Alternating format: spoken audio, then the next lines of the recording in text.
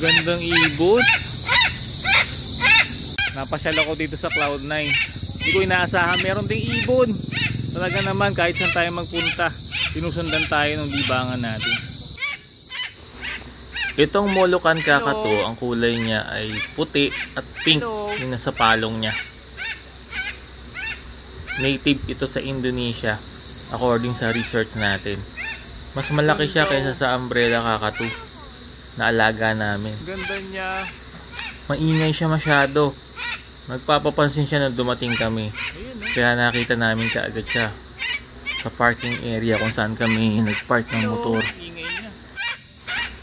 Hindi ko lang sure kung pwedeng i-crossbreed ang iba't ibang species ng kakatu katulad sa ibang uri ng mga ibon.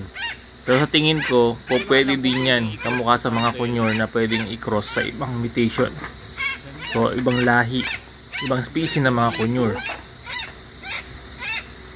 Parang ang gandang alagaan, no? Kaya lang yung ingay niya ay medyo mahihirapan tayo kung nasa residential area tayo.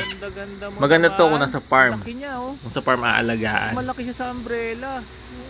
Ayan, ang nasulyapan nating Molokan Kakatu dito sa may Antipolo, Rizal.